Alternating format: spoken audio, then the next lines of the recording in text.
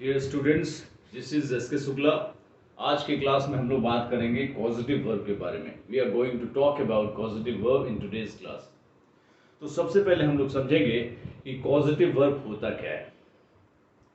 तो causative verb एक ऐसा वर्ब होता है जिसको सेंटेंस में हम तब प्रयोग करते हैं जब सेंटेंस का सब्जेक्ट एक्शन खुद न करके किसी और से करवाता है।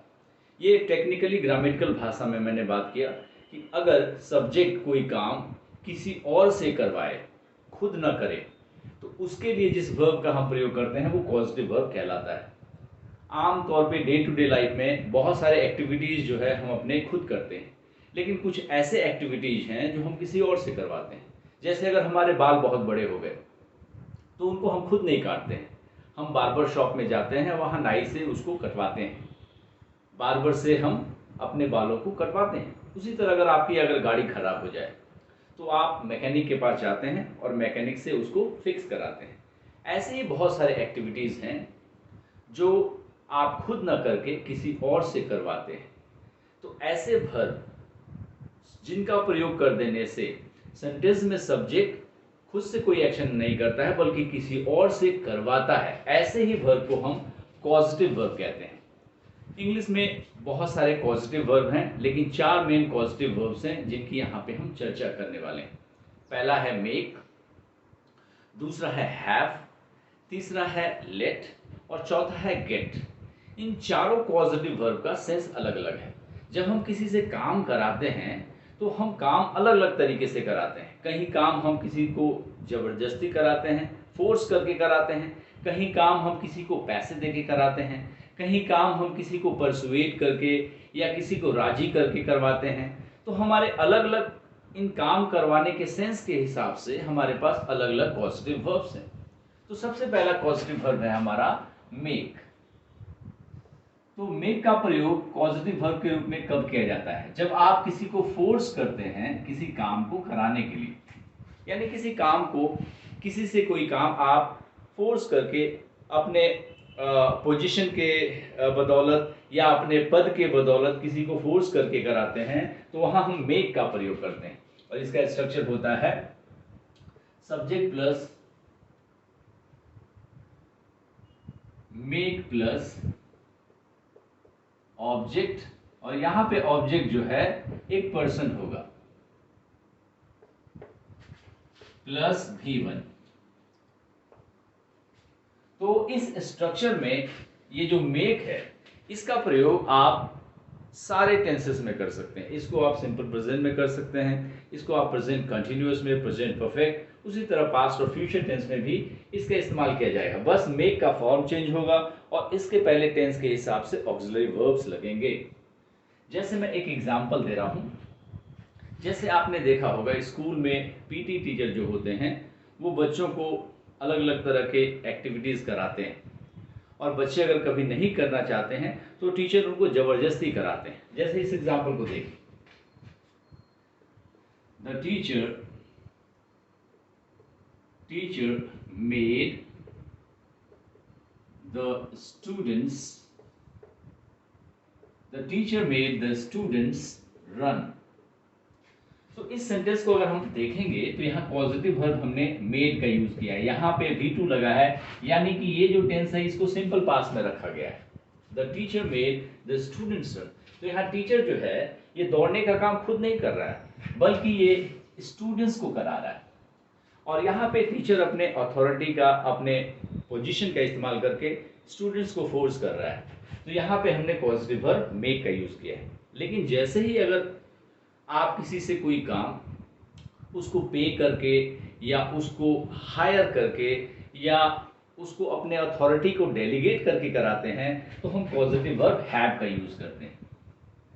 तो हैव का प्रयोग कब किया जाता है? जब आप किसी से काम उसको पे करके या उसको किसी वर्क के लिए हायर करके या अपने किसी वर्क को डेलीगेट करके कराते हैं। तो अगर इस तरह का सेंस आएगा तो पॉजिटिव वर्ब हैव का यूज होगा।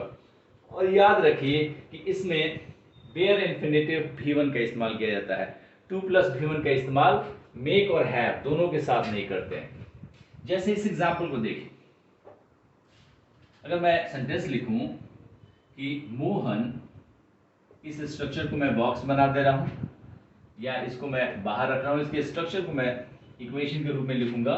तो इसका भी सेम स्ट्रक्चर होगा, सब्जेक्ट प्लस हैव प्लस यहां भी ऑब्जेक्ट होगा जो कि एक पर्सन होगा, और इसके बाद आप बेयर इंफिनिटिव V1 का इस्तेमाल करेंगे।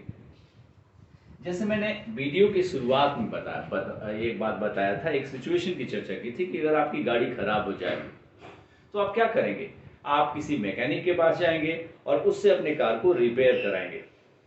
जैसे इस एग्जांपल को देखिए, अगर मैं लिखूं mister Ghosh had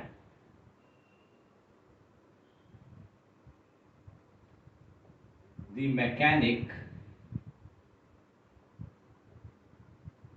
repair his car।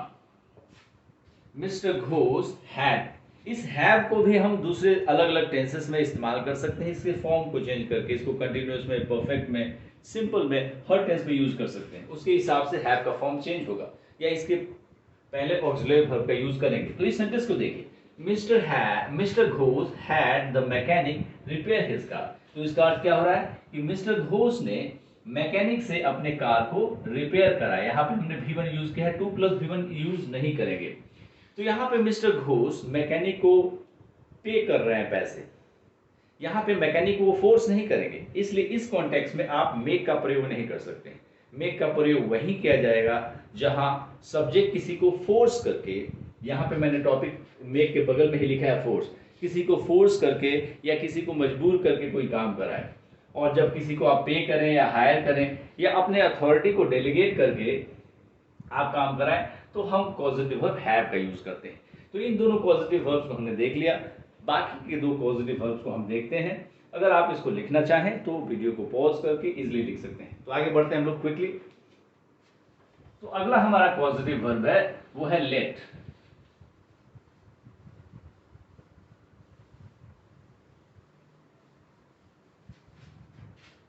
Late, तो पॉजिटिव वर्ब लेट का प्रयोग कब किया जाता है? जब सब्जेक्ट किसी को अलाउ करता है, जब सब्जेक्ट किसी को परमिशन देता है और परमिशन देके कोई काम कराता है, परमिशन दे देता है कोई काम करने के लिए, तब हम पॉजिटिव वर्ब के रूप में लेट का यूज करते हैं।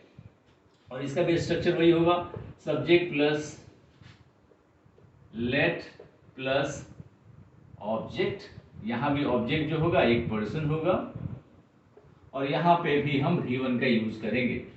तो इन तीनों पॉजिटिव वर्ब के केस में आपको याद रखना है, मेक के केस में, हैव के केस में और लेट के केस में, कि ऑब्जेक्ट के बाद बेयर इंफिनिटिव V1 का यूज किया जाता है।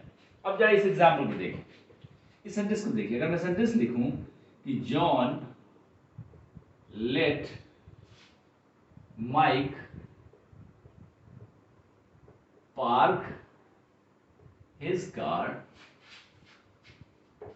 John let Mike park his car, यानी जॉन ने अनुमति दिया माइक को कि अपना कार वो पार्क कर ले। तो यहाँ पे अनुमति दे के सब्जेक्ट अगर किसी और से कोई काम करा रहा है, उसको परमिशन दे रहा है, तो हम पॉजिटिव वर्ब लेट का यूज करेंगे। अब आ जाते हैं हमारे लास्ट पॉजिटिव वर्ब गेट की तरफ। गेट का प्रयोग कब किया जाता है? तो गेट का प्रयोग हम तब करते हैं जब आप किसी को परसुएट करते हैं, परसुएट करके, उसको मना के या उससे कह के अगर आप कोई काम कराते हैं, अगर सब्जेक्ट किसी और को कह के या उसको परसुएट करके कोई काम कराता है, तो पॉजिटिव वर्ब गेट का यूज होता है। जैसे इस एग्जांपल को देखिए, लेकिन इसका स्ट्रक्चर इंटरेस्टिंग है।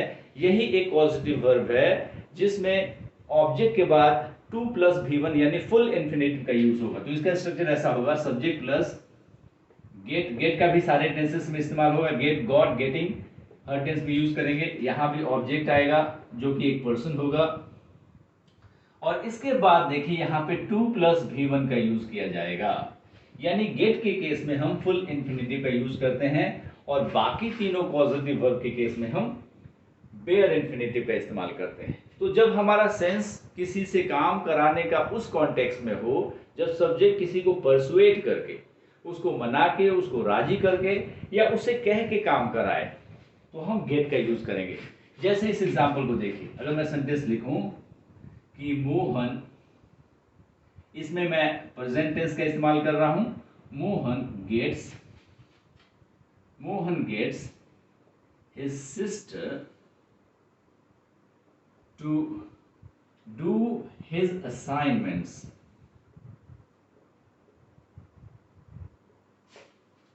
Mohan gets his sister to do his assignments. इसका मतलब क्या हुआ कि मोहन जो है अपनी बहन से अपने असाइनमेंट्स को करवाता है। यहां पे हमने टू डू एक फुल इंफिनिटिव का इस्तेमाल किया है। इस एग्जांपल, इसमें एक और एग्जांपल मैं देता हूं, इसको देखिए। John got his younger brother